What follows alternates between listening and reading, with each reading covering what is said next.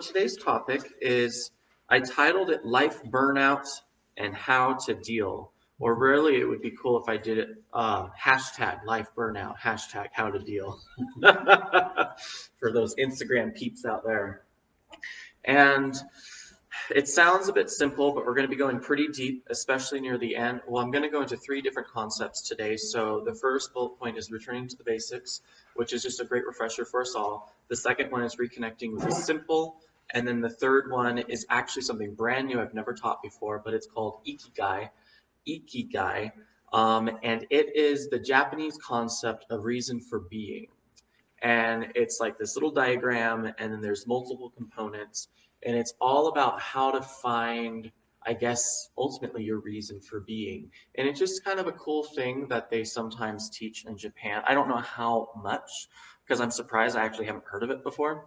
But there's a ton of books on the subject, and it kind of goes into the other just mindfulness concepts that I've taught, since we enjoy Zen and a lot of Japanese influence here. So that will be last, and that's going to be bringing in what our homework for the week will be. And I think it'll be kind of cool just to learn about. It's fun to learn new things. So let's take a breath and we'll begin.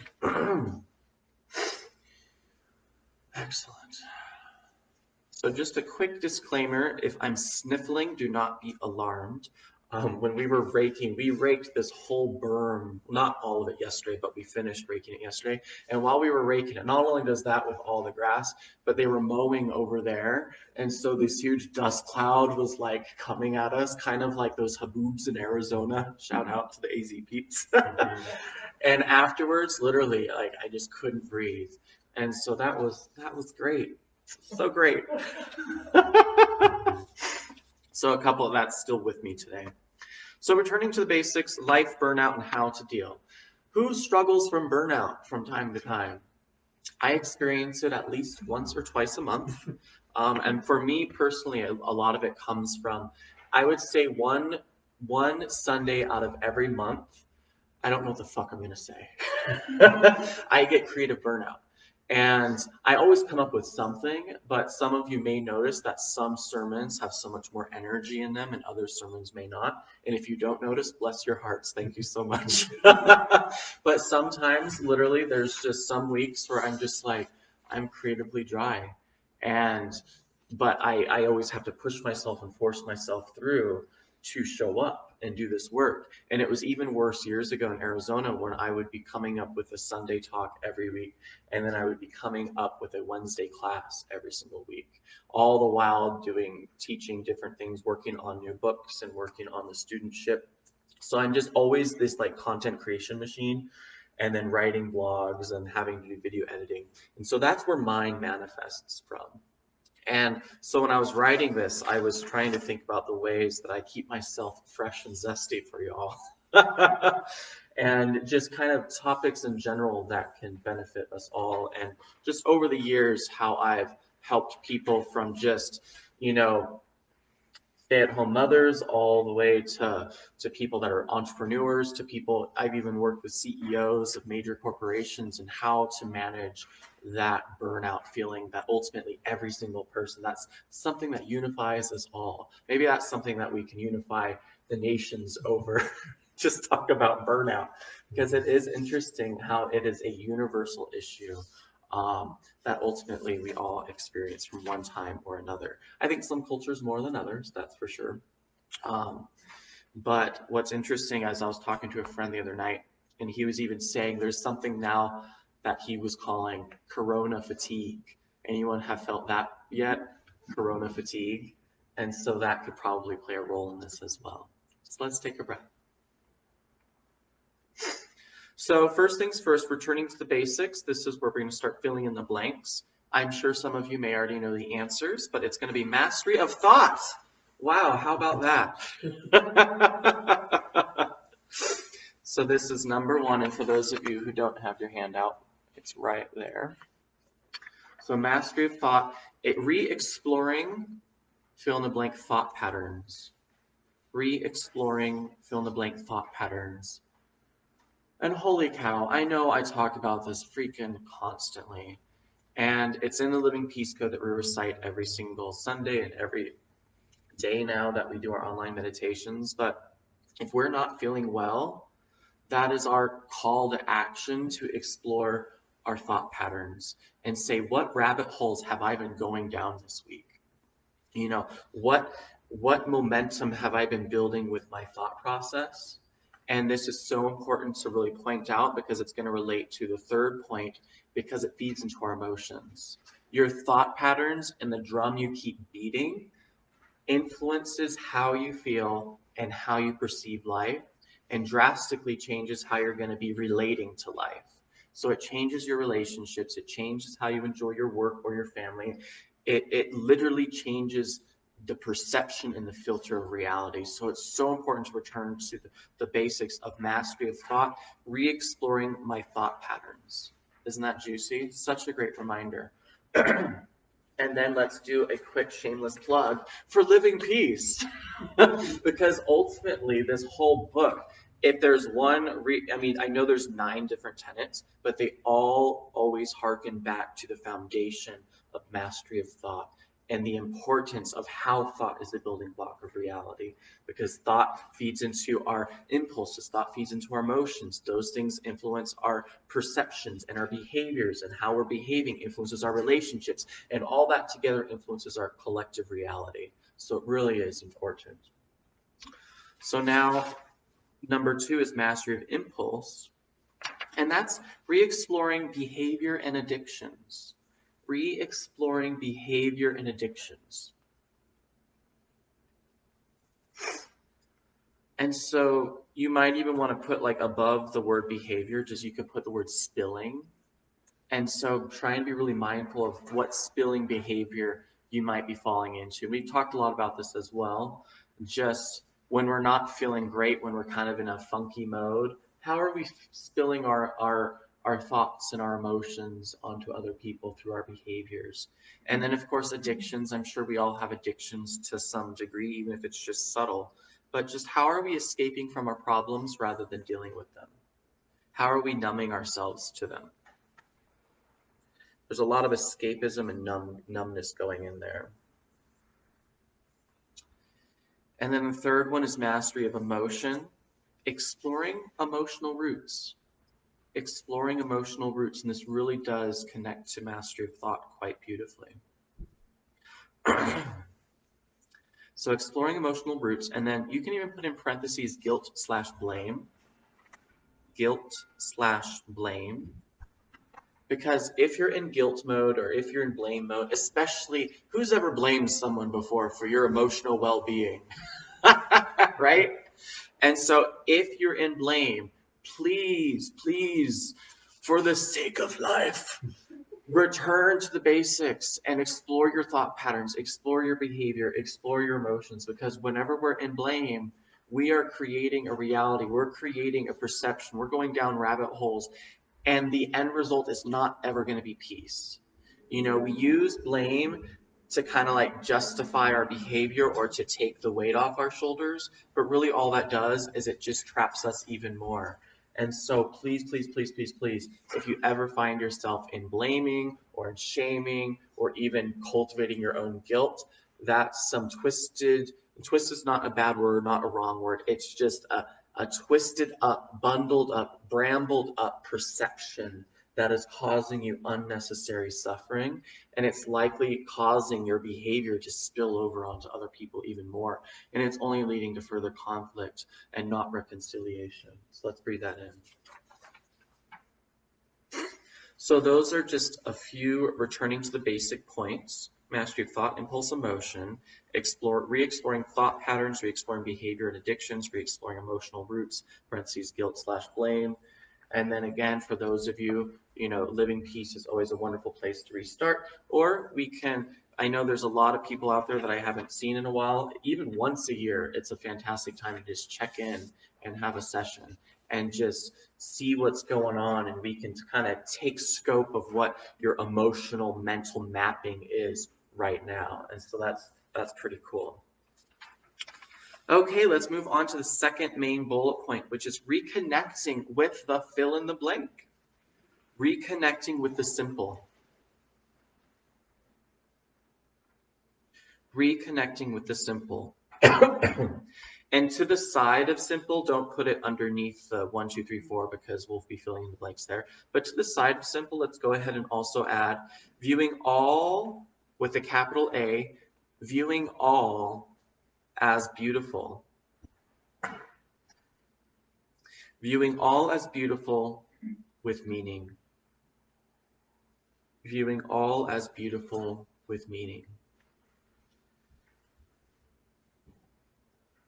And really what that means is returning to the simplicity of everyday life. And a favorite concept I like to always bring up from time to time is your ordinary life is your spiritual life. Who sometimes separates the spiritual from the ordinary? That's a common phenomenon that happens to a lot of people. But if we remember that our ordinary life is our spiritual life and there's no separation there, it really helps us reconnect with the beauty of simplicity. And we start to view all things as meaningful, because here's another fun psychological bit. If you view something as not meaningful, such as chores, you're going to have a rough time. Or if you view something as it's not meaningful for me to have this conversation right now, you may not have that conversation right now. So you find ways to justify separation. But when we find beauty and meaning, even in other people's negative emotions, and that there's aliveness there and there's a miraculousness there, then you're able to hold so much more space for life and you're able to show up so much more. And really, I guess it's another way of saying, don't take shit for granted. And I think we can all relate to that because there's a lot of things that we might have devalued or not found much meaning in before the quarantine. But now that there has been the quarantine, it almost has increased a lot of people's appreciation and gratitude, even for simple things like connecting with people without masks on, or enjoying gatherings, or enjoying shopping, or enjoying even just sitting down at a restaurant. And so it's so interesting that even jobs that many people may not have preferred before, even just simple jobs that are sometimes mundane and just getting goods from one place to another place or selling them, those are so impactful right now, and it's putting people at risk. But people are still showing up for that to keep the societal cog moving. And so isn't that beautiful? And so again, it's all about perception. Um, so pretty cool, pretty cool. So reconnecting with the simple. So the 4 bullet points here, very simple stuff. Nature. First one is nature. Second one is chores. Third one is food. Fourth one is physical body and sleep. So if you're having a burnout, these 4 things on top of the returning to the basics can really help us. And I'm sure all of you, if you've ever felt like shit before, you've gone outside into nature and you feel a little bit better, right? I think that's also a universal thing that happens for most people. But I think chores is a big one that we often sometimes glance over. I know for me right now, my office next door is just a shit show. Everything is torn out of the closet because I'm going through everything and condensing, and I'm going to be minimalizing more, especially. But just that a whole day, a whole few days of going through it, it feels so refreshing, even though I'm creating a little bit more of a mess for the time being. Because when I am returning to my body and I'm returning to my mind, I absolutely love chores. I love cleaning. I love sorting things because I'm returning to the present moment of stuff, if you will. When you're able to be in the present moment with, I guess you could even call it your materialism, you can find the beauty in it. But what's so often is who is a mindless collector or a mindless hoarder of things, right?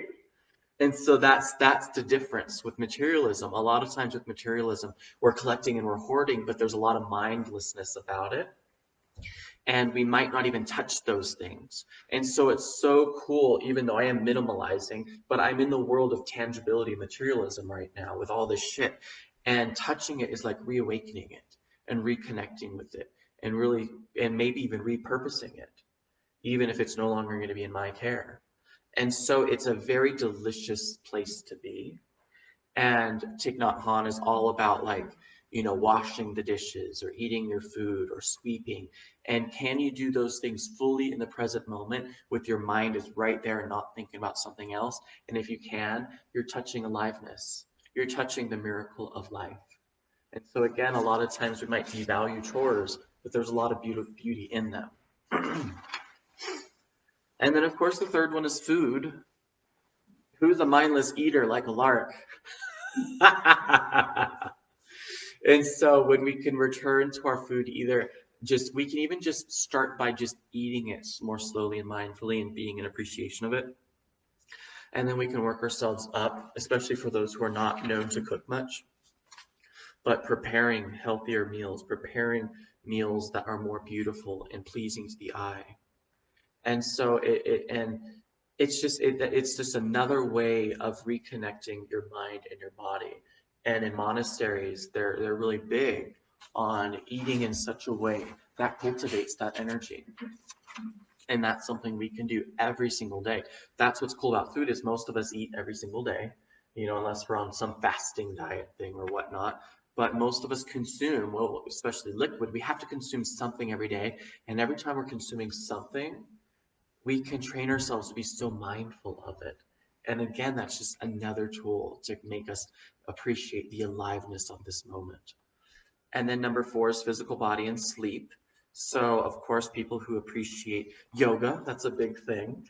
And then Tai Chi, Qigong, martial arts, walking, exercise, working out, anything that gets your body moving, but especially the arts that really help bring the mind and body into unison, such as yoga, Tai Chi, Qigong, things like that, even some martial arts. Those are so wonderful to do. Even if you just do a few stretches every morning. I remember watching a Super Soul Sunday with Oprah and Pema Chodron, and Oprah's like, "What's the first thing you do in the morning?" And then Pema Chodron said, I think it was about 30 minutes maybe, she would just get out of bed and stretch. And that was one of the first things that she did. And that's returning to her body, returning to the appreciation. And so making sure that we're doing that at least a little bit every day is so impactful on our life. But then we can also equate it to how food is influencing the body, and then also the importance of sleep as well. Woo! Okay, first 2 bullet points taken care of. Now let's get into the new material of Ikigai. Parentheses, reason for being. I don't think I have that anywhere here, so if you want to put next to Ikigai, parentheses, reason for being. This is a Japanese concept that helps people figure out what to do. And so the reason why I included this in is because over the years, I've gotten a lot of people that just feel lost or feel stuck. And a lot of times the answer or a lot of times their question is, what should I do? I don't know what to do with my life right now. I'm not very happy. I'm not really pleased or content. And so I thought this little chart, the Ikigai chart, can be of benefit. And so let's go ahead and explore this. So Ikigai is broken down into four main components. And if you have all 4, at the center of it is your reason for being, also known as Ikigai. And so for those of you, again, I recommend you looking up the pamphlet I posted online, but for those of us here that have it. So the 4 main components are the combination of what you love, so what you love to do, what the world needs, what you could be paid for, and what you are good at. And so those 4 things, you don't actually have to write those down. I see some people writing. I just want to make sure you're not filling in the blank there, because we're just looking at the chart right now.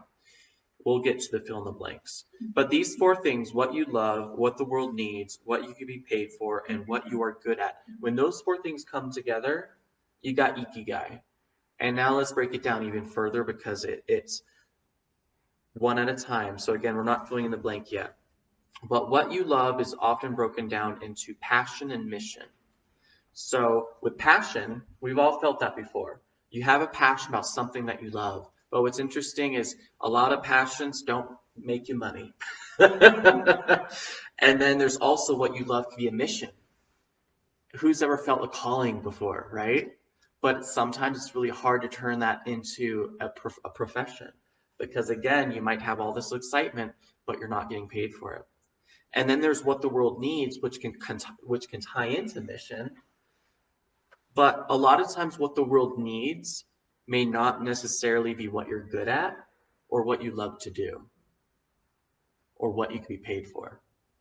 And so there's a thing here. So you have what the world needs right here, and then you have vocation right here.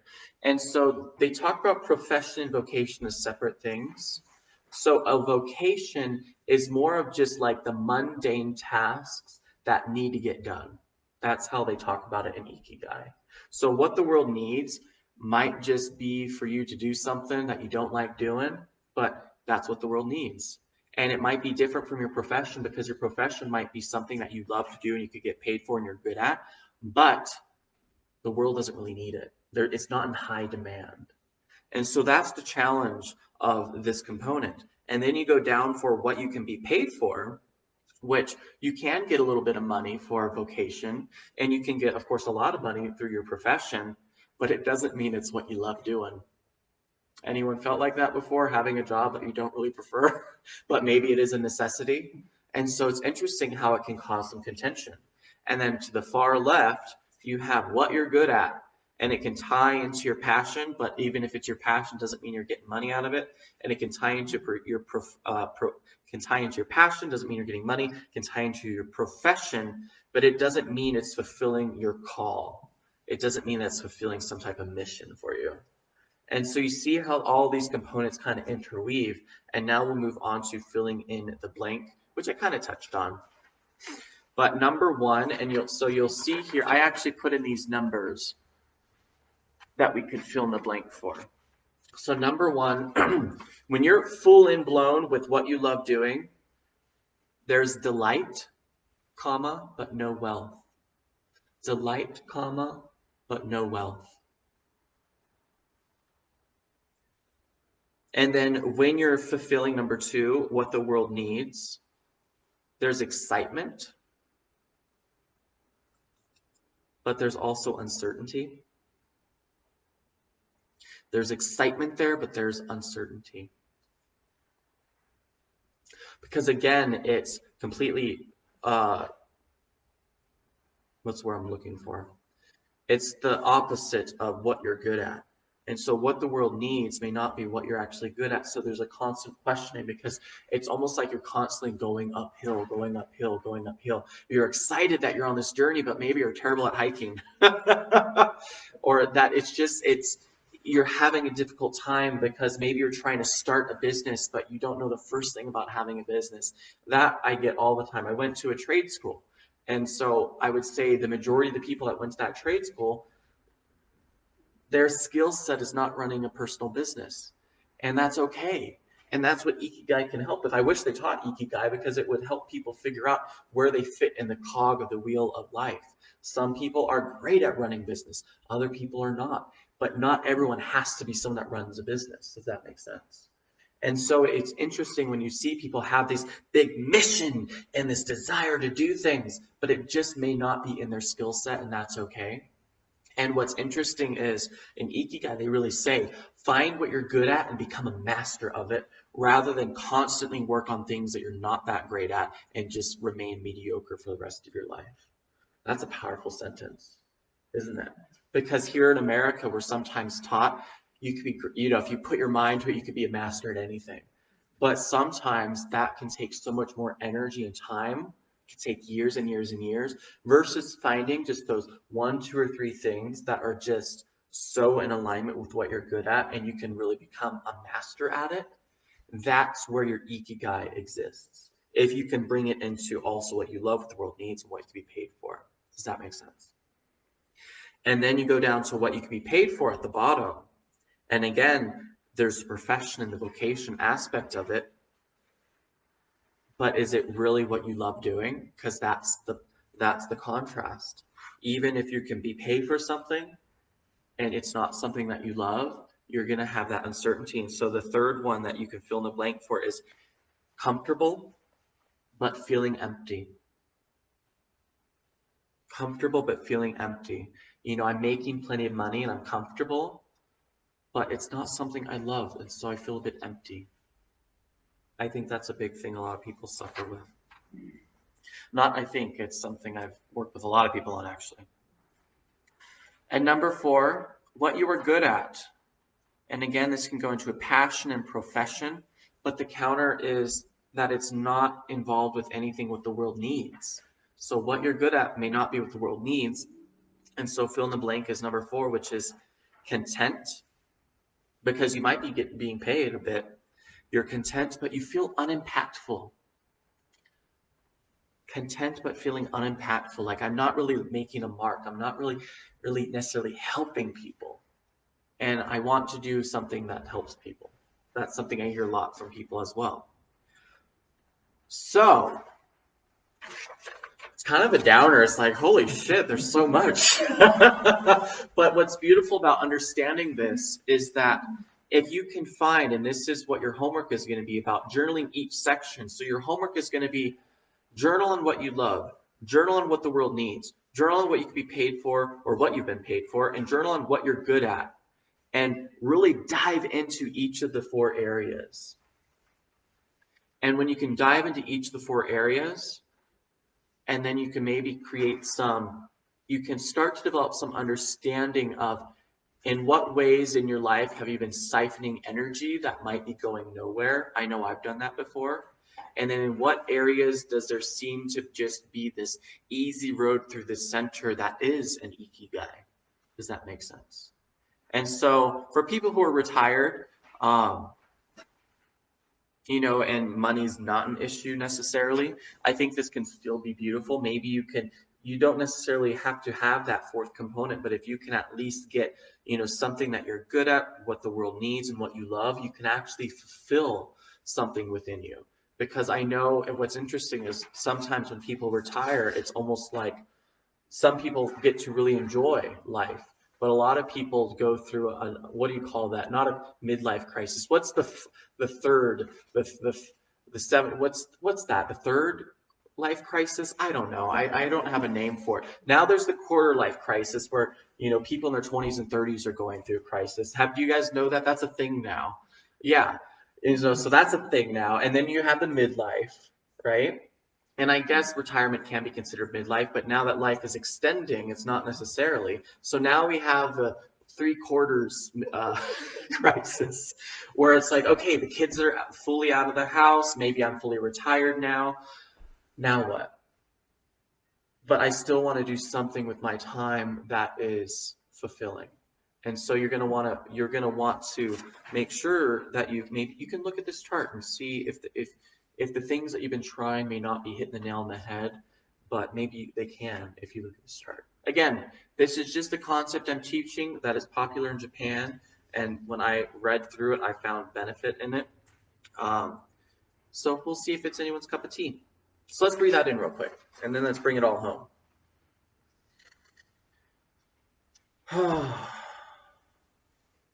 So these 3 things I think are so fantastic because, again, the concept of today was life, burnout, and how to deal. So we return to the basics with the teachings and our emotional equilibrium, our mental equilibrium, and then we reconnect with the simplicity of life and the beauty of life. And then for those who are struggling, especially in their occupations and whatnot, we can tap into Ikigai and we can really find our reason for being. Because again, it's not just about what we're being paid for. It's a lot of times what leads to happiness is, am I contributing to society in some way, in a way that I feel fulfilled with? Not everyone has that issue, but over the years, 10 years worth of coaching, I know a lot of people really do. And so for those who do, I think this Ikigai could be quite delicious. Because again, there's also a lot of people that I know that work their freaking ass off every single day, and they're so comfortable and they make a lot of money, but they're not happy. And so if you spend 30, 40 years making a shitload of money, but you're miserable, is it really worth it in the end? And I think Ikigai can really help us find that middle ground. Because if we're a hard worker and we're working our ass off, that's awesome because it shows that we're good at that. And so what would that look like in another atmosphere that can take root, but we're still making sure that we're going in a direction of what we're still good at? It's not just completely throwing all of our skills out the window to do something that it's like, I've never cooked in my life, but I've always wanted to be a chef. So I'm going to quit my high paying job and go to chef school. Maybe yes, maybe no, maybe find the middle path. Because again, we don't necessarily know yet. And I've heard people with stories like that, and then they actually experience chef school and they don't like it. And so again, you have to find that balance. So please don't take this like a kid with scissors running around a pool and just click, click, click, click, click to your life. We want to do it in a way that is very healthy and beneficial. And again, finding that middle path. Does that make sense? But it is healthy, even at least once a year, to check in with yourself and say, okay, what's not in alignment with my life? What can I tweak? What can I grow in? What can I get more comfortable with? What can I find more joy in? And so these three components, I think, are just so fantastic when it comes to life burnout. And I know I'm actually going to be applying this week because, like I said when I started this talk, I experience burnout at least once or twice every single month from creative burnout of just always feeling like a machine needing to create content. And so how can I find a path where I don't necessarily have to change a lot, but where I don't need to experience burnout every single month? Wouldn't that be lovely? And again, I already practiced some of this and it helps a ton, but I can definitely do more. I slammed that down. I don't think you heard it. Let's take a breath and we'll conclude. Awesome, awesome, awesome.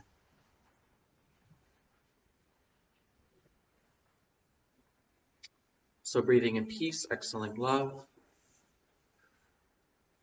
Well, I'm going to talk to the digital peeps right now, and then I'll get back to y'all. But thank you all so much for joining in. For those who made it this far, we deeply appreciate it, and we hope that you found some benefit out of today's sermon.